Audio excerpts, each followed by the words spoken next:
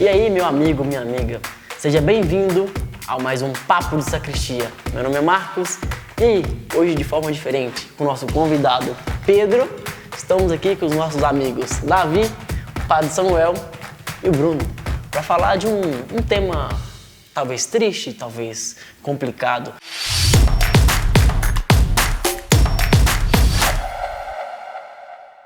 Você já ouviu a expressão fulano partiu dessa para melhor, fulano virou presunto, está morando a 7 palmos abaixo da terra?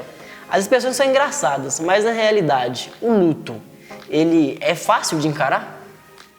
Eu diria que a sua introdução ela já deixa uma coisa muito interessante, né? A ironia parte do contraditório.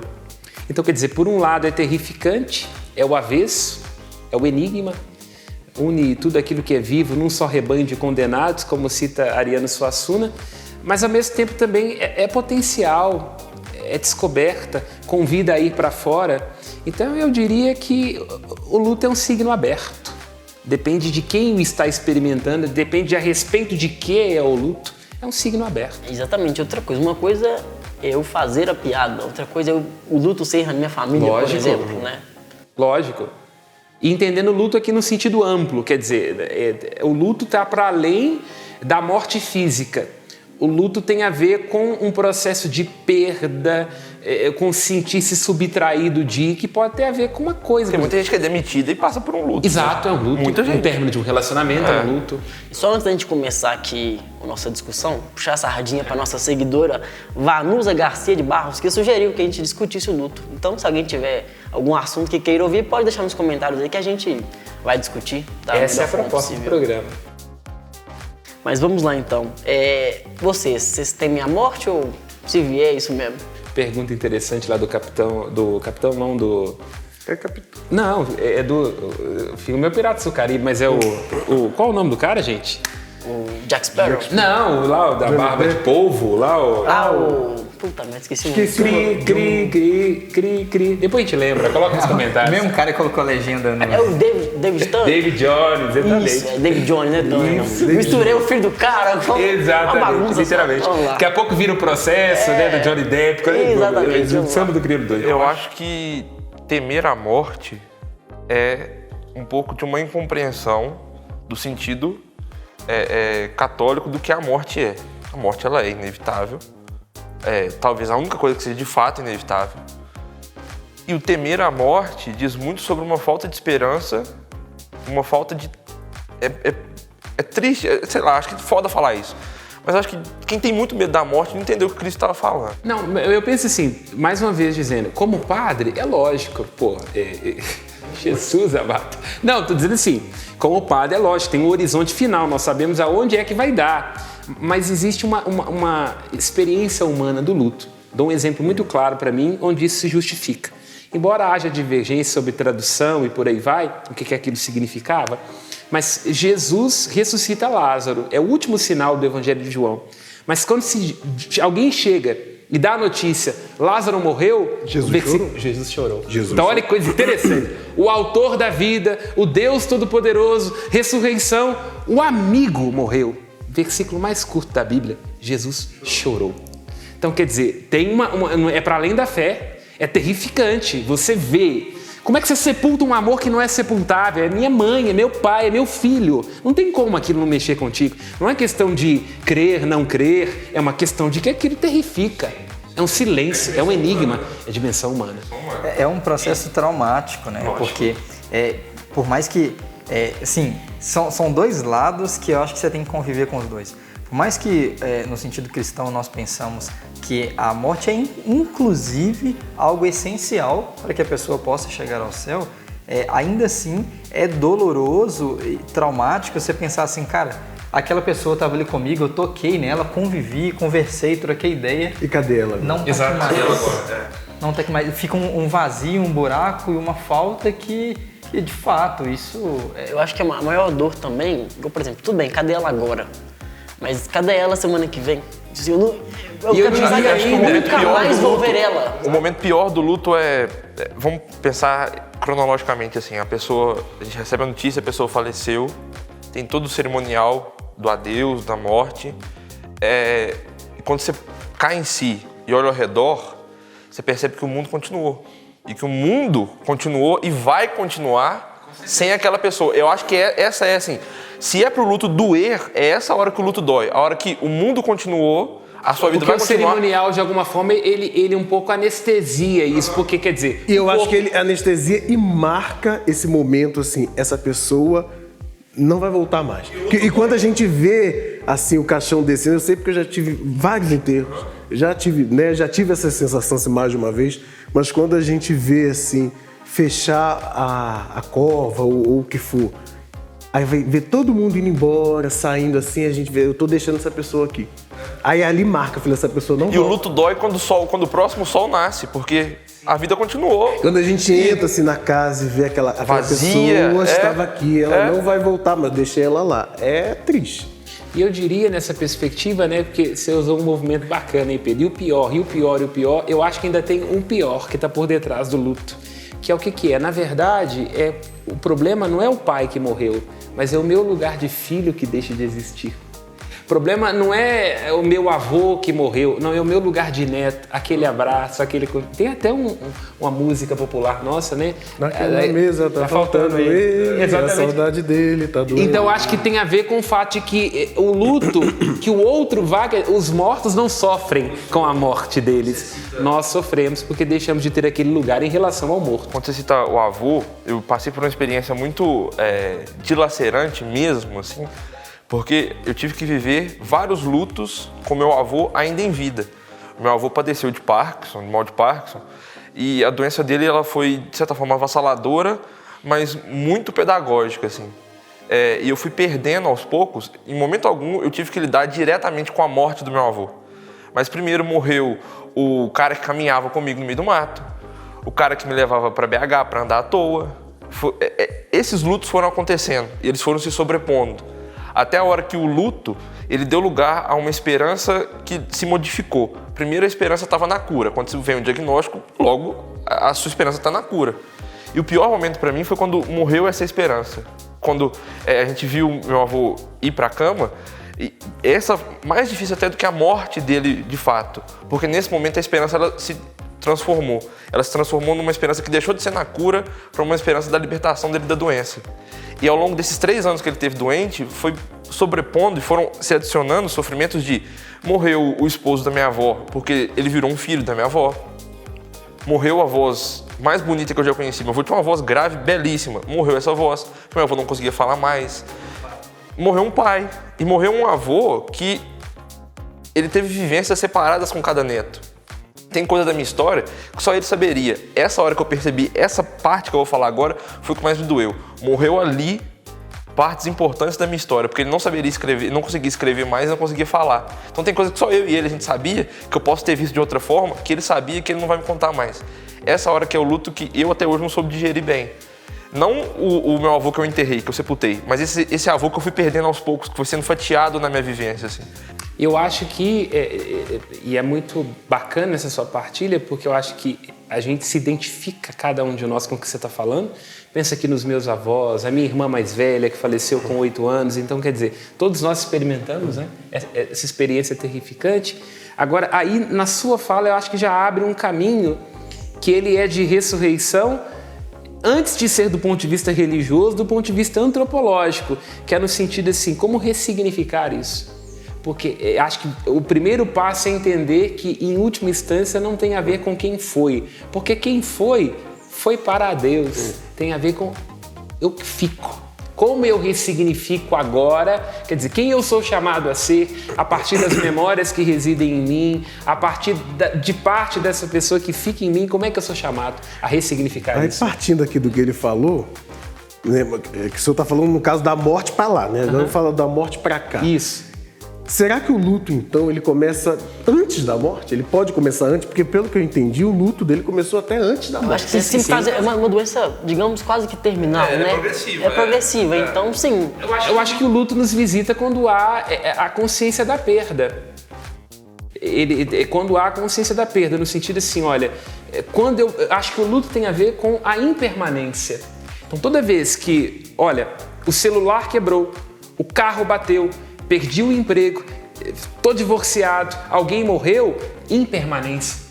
Mas era o meu celular, o meu carro, o meu emprego, o meu casamento, o meu pai. Olha só, acho que a impermanência que é o terrível. E o luto não tem como o luto começar antes, porque a minha avó, por exemplo, ela foi fazer uma cirurgia e não voltou. É um luto, começou. Mas ele não começou antes. Mas o Bruno ia falar, desculpa. Cri. De que eu ia falar? Não lembro. A culpa é minha. Não, lembrei. O Pedro falava assim... Achei que era a morte da memória, memórias póstumas de Bruno. Aos vermes que primeiro tocaram. Não, é porque eu vou ter que... Dedico esse... É porque eu vou ter que voltar lá atrás, entendeu? Por favor, pode voltar. Não, mas o Pedro falava assim, né? Morreu algumas coisas e de fato, eu já pensei sobre isso.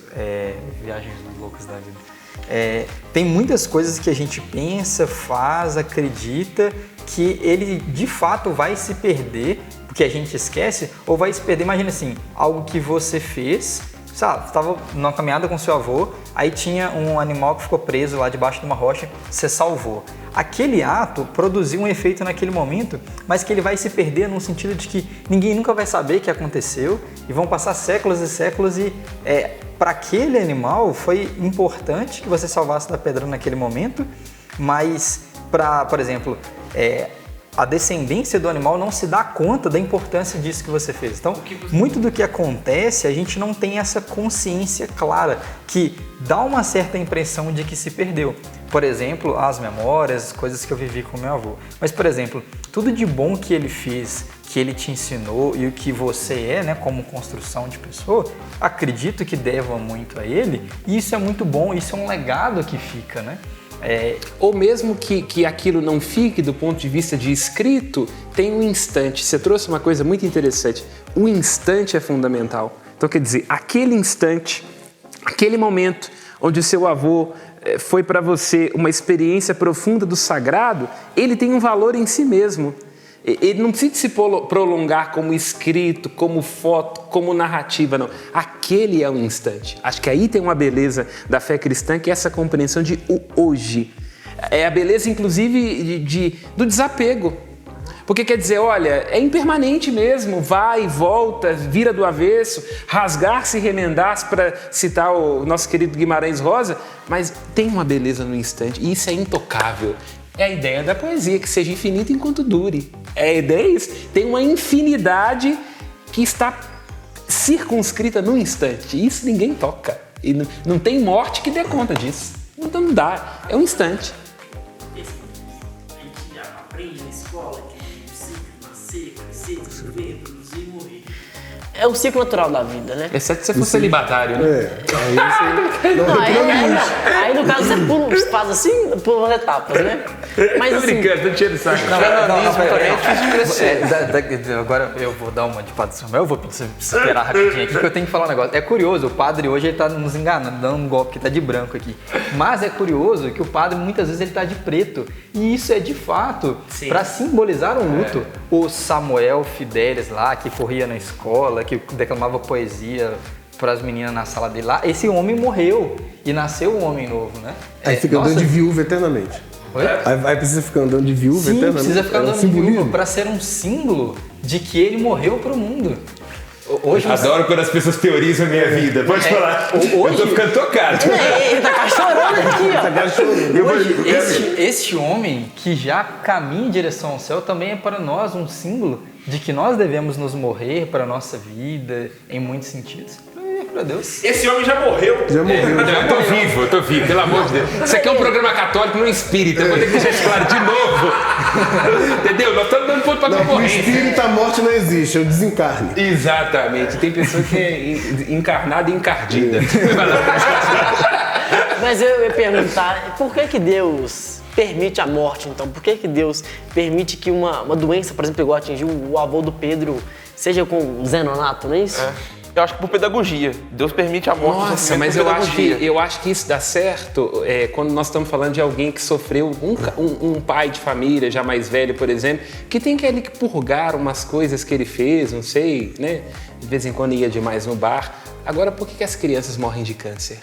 Que pedagogia que existe nisso? Eu acho que é mais na compreensão da superação Você fala porque você não tem filho. Você Sim, tem sim. coragem de falar? Não, eu tô provocando aqui, lógico. Não tem filho, mas eu Não. tenho uma vivência muito perto que é meu irmão. Assim. Mas eu tô dizendo, mas não foi você. Não, eu Muito sei. leviano barra perverso dizer que é porque tem que ensinar. Não tô falando do ensinar, não. Fala, mas Tô falando pedagógico tem a ver com O isso. pedagógico no sentido de aprofundar algum tipo de compreensão ali, até mesmo de perceber que não tem sentido. Mas a criança... Até mesmo no sentido de perceber que não, isso é pedagógico. Perceber que não há sentido Mas é aí a pedagógico. pergunta fundamental ele perguntou por que Deus? Deus é que faz isso ou nós podemos agora eu quero fazer uma pergunta. Nós estamos querendo colocar sentido Agora nas eu tô coisas, não querendo precisa fazer uma ter. pergunta assim, como cristão. Não, talvez acho que tenha sentido, já te dou a palavra, mas eu acho que não vem da parte de Deus. Eu não acho que seja Deus quem impõe pedagogicamente quem tem que sofrer para aprender isso, aquilo. Eu acho que tem uma condição...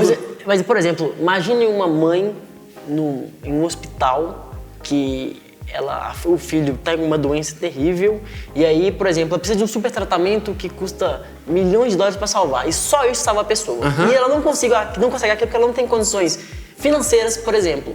Como é que a gente explica isso para ela? É por isso que eu acho que, mais uma vez citando Suassuna, a morte é fato sem explicação. Não tem porquê naquilo. Pode ter um para quê. Aí nesse para quê eu acho que Deus, tenho certeza absoluta que Deus atua. No sentido da ressignificação, de ajudar a tirar alguma coisa positiva daquilo. Não que aquilo em si seja positivo, um câncer nunca é positivo. Agora, é preciso tomar cuidado, que aí a correção que eu fiz no que poderia dar a entender, você disse, é a vontade de Deus, foi Deus que quis. Não que você tenha feito isso, mas eu acho que no discurso de muita gente tem isso. Não, esse câncer Deus mandou para poder ensinar. Eu não Ensinar rezo, quem exatamente? Se é uma criança, Eu não digamos rezo. assim. O porquê está mais no portanto do que no porquê, na verdade. eu não rezo para um Deus que bebe sangue. Eu não acredito nisso. E Jó, para mim, deixa isso muito claro. O sofrimento nos visita enquanto seres humanos. A ideia da fé cristã, e a gente vai aprofundar isso depois, é justamente crer em um Deus que me ajuda a sair do túmulo. Mas não é que seja vontade da parte de Deus, inclusive... Esse castigo, né? Pois é, e não faz sentido. Que é aquilo que, num poema lindíssimo do Leandro Gomes, que eu gosto sempre de citar. Que culpa é essa que a gente tem que morrer para pagar? Se eu me encontrasse com Deus, eu perguntaria do que ele é feito, não come, não dorme e vive sempre satisfeito. Por que não fez a gente do mesmo Aí a gente jeito? tem essa culpa para pagar, agora eu pergunto, eu me veio essa dúvida agora, vocês falam da criança com câncer. E quando a criança morre sem conhecer a glória de Deus, sem ter sido batizada? Eu acho que a fé, toda vez que a fé tenta dar uma resposta cabal para isso, dá merda. Eu já escrevi com toda a reverência e toda a vênia, um dos momentos da teologia, na disciplina de Cristologia, contra Santo Anselmo, quando ele coloca, por exemplo, a ideia de que, olha, o Verbo se encarnou e Jesus morreu na cruz para poder pagar as consequências do pecado. Tá certinho do que a gente canta, aquela coisa toda, mas tem uma inversão de axioma. O que eu quero dizer com isso? Primeiro veio a graça. Primeiro o amor de Deus, o desígnio de salvação. A cruz inclui isso. Mas não quer dizer que o amor de Deus está condicionado ao pecado, à morte e à dor. O ponto de partida é o amor de Deus. É a graça dele, que inclui. E como que ela inclui? Quando ele, lá desde toda a eternidade, vê a merda que nós fizemos depois de Adão e Eva e se encarna para nos salvar. Então, como confortar o pai ou a mãe de uma criança, ou uma criança, como Davi falou, que nem sequer prolongou um mês na vida, como confortar no sentido de falar, sem cair no fatalismo de foi porque Deus quis, como confortar? O que eu falo para essa pessoa? Em primeiro lugar, eu diria que silêncio. Acho que a primeira coisa, quer dizer, nenhuma palavra humana dá conta do fato da morte. Então é uma questão de humildade. Cala a boca, não fala nada. Não é sobre o que eu vou falar, o que eu vou explicar. Se tem uma coisa que eu particularmente detesto no momento de velório, é que as pessoas fiquem querendo... Consolar. Não sabe merda nenhuma, pô. Sabe Não, merda você não nenhuma. sabe, você não está aqui. Sabe merda nenhuma. Você não sabe, você não estava comigo no hospital, você não sabe a dor que eu estou sentindo e também não vai saber quando eu morrer. Não sabe. Então o silêncio... A proximidade é fundamental porque o luto é um processo pessoal e junto com isso, ajudar a pessoa a perceber aí, segundo a perspectiva da fé, que tem um horizonte que se abre a partir dali, que é um horizonte de fé. E como diz o Papa Bento XVI num livro belíssimo, Introdução ao Cristianismo, a fé sempre comporta o protesto da descrença. Qualquer um de nós diante do túmulo se pergunta, será que tem ou não? Isso é fé. no sentido estrito. A dúvida terrificante. Ou como Jó se coloca diante de Deus e fala assim, não tinha mais ninguém para você poder ferrar, não. Pô, todo mundo que luta contigo perde, tinha que lutar comigo. Então quer dizer, é isso mesmo.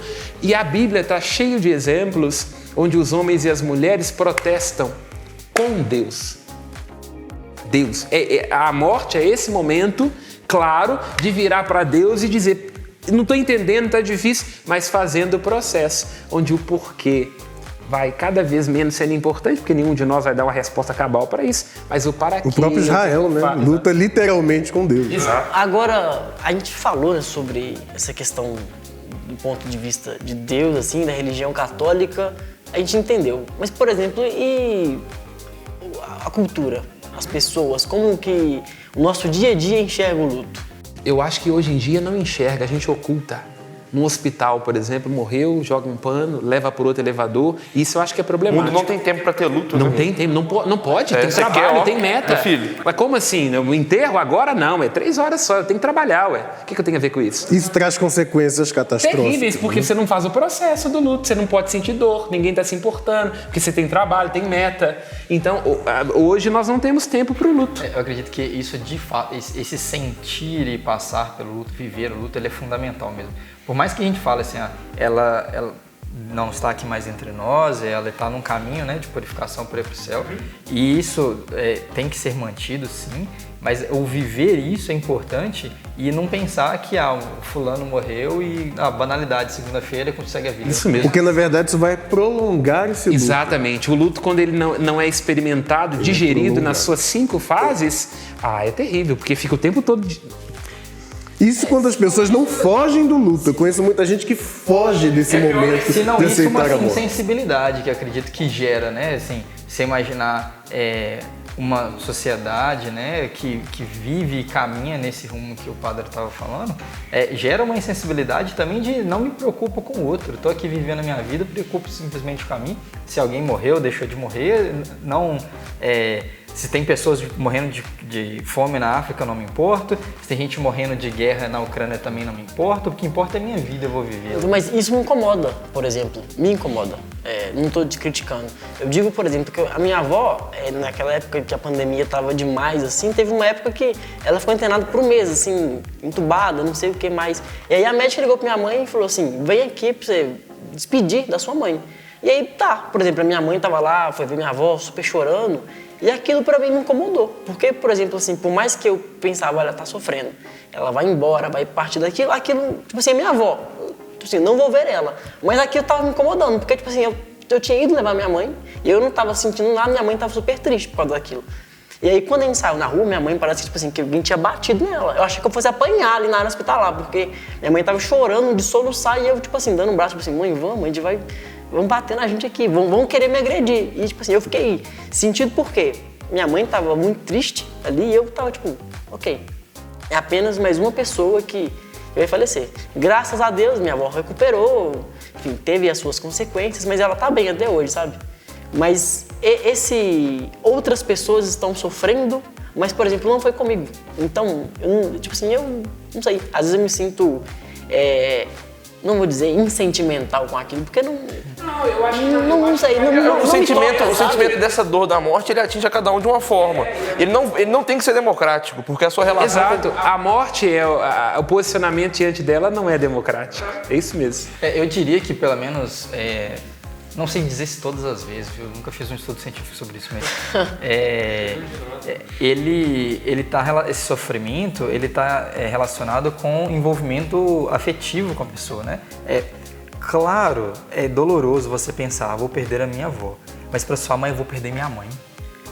Quem me educou, quem me pegou pela mão, quem me ensinou. E a morte de uma mãe, de um pai, nos envelhece profundamente. Você teve outra, né? Você tem 2. Mas assim, eu acho que, no teor numérico, eu acho que sabe por quê? No meu caso, por exemplo, quando eu perdi, eu só tive um avô, eu só conheci um avô.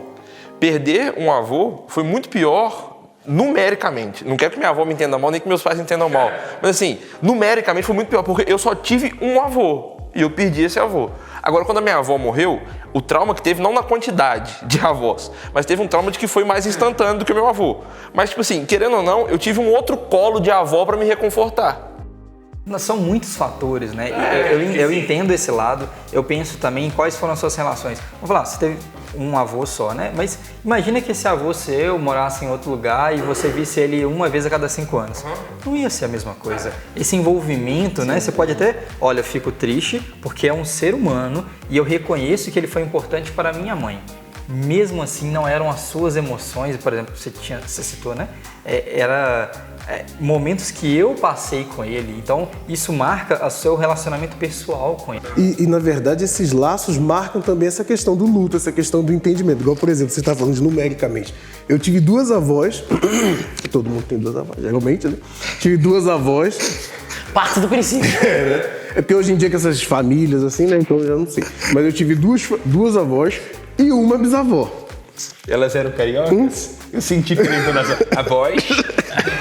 Não, uma era baiana, né? Uma da minha mãe era baiana. Eu sou carioca. Eu sou carioca com dendê, né? Que a gente fala. Que mistura interessante, muito bacana. Quando minha bisavó morreu, a avó do meu pai, eu senti bastante. Apesar que eu senti bastante, mas ela já era uma mulher de 100 e tantos anos, se levantasse o braço, deu puxado. Então, beleza. Estudou com o meu quiser. Rezava Pai Nosso aqui, assim, na miúda, assim. A minha avó materna, quando morreu, eu senti, mas não senti tanto. Porque a minha convivência com ela não foi uma convivência tão profunda. Mas eu senti. Quando a minha avó, mãe do meu pai, morreu, também senti, mas não senti tanto. Não sei se é porque... Não é porque porque eu tava longe. Eu tava aqui, eu não fui lá ver, não fui ao velório, não fui... Inclusive, por isso que eu falei a questão do luto anterior. A última vez que eu estive na casa da minha avó, que eu falei com ela, conversei com ela, eu olhei assim bem pra ela, falei assim, essa é a última vez que eu tô vendo minha avó. Ali o seu luto já começou, né? Eu falei, e realmente, depois de 2 meses, ela faleceu. Agora, eu acho que a fala de vocês, né, caminhando para um fechamento, ela traz uma questão interessante, que é a questão da resolução interna. Então, jamais podemos negligenciar o que o outro está sentindo. Nenhum de nós tem que apressar o processo que o outro faz de digestão dessa perda, mas cada um de nós é convidado a olhar para si e perceber, olha, o que esse luto diz respeito a mim? E nem julgar, porque cada um sente de um jeito. O interno, eu acho que o processo de cura interna, essa instância onde o outro não entra jamais, esse nosso coração, é aqui que começa o ponto de partida para a superação do luto. Quer dizer, olha, onde é que é a questão, o que eu sinto que me falta, o que eu vou fazer com isso? Acho que é o Porque as pessoas falam muito assim, que é coração do outro, é terra que ninguém pisa, mas é pro mal, né? Geralmente, mas pro bem também, pros sentimentos também. O coração do outro, você não tá ali. Eu senti, como eu falei, a perda das minhas vozes, eu senti em proporções diferentes. Até quer dizer nesse sentido, assim, de entender as 5 fases do luto, de digerir esse processo, eu citei como foi meu sofrimento numérico, por quantidade. Mas foi muito mais, entre aspas, muito menos sofrido, não vou falar mais fácil, muito menos sofrido sentir e passar pelo luto da morte do meu avô, porque houve todo um processo anterior de desprendimento, de compreensões, do que passar pelo luto da morte da minha avó.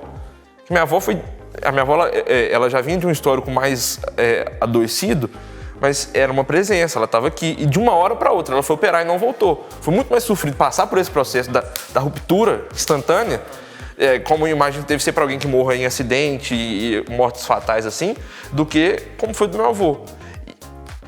Tem pessoas que podem sofrer muito mais com o processo do que com o que é instantâneo.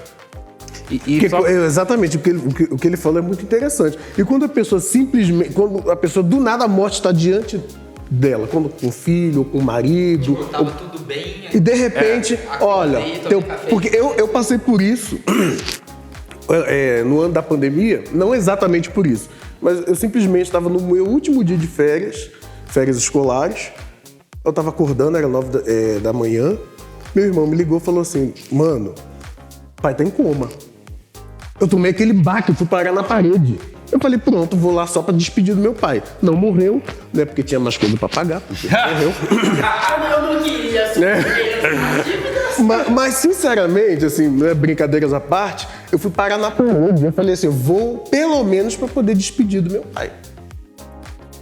E assim, juro pra você, quando eu cheguei lá, que minha mãe no outro dia que eu vi meu pai vivo, conversei com ele.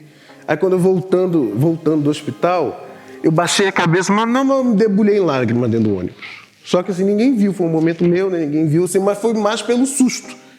Eu não tava chorando de tristeza, acho que foi um susto. Eu não chorei na hora. Aí quando assim, eu vi que tava tudo bem, que eu comecei a chorar. Que é um processo de luto também. Exatamente. Luto pela vida, mas... Sim, né? Amém. Amém. Se você gosta do Papo de Sacristia e você não quer passar pelo luto de perdê-lo, você já sabe o que fazer, né? Nos ajude. Dá um like nesse vídeo, ajude-nos a compartilhar esse novo canal, Papo de Sacristia, e deixe aqui também embaixo seus comentários, sua experiência de vida, experiências que você já passou e também alguma mensagem, uma palavra que você possa dar para quem pode estar passando por esse momento difícil.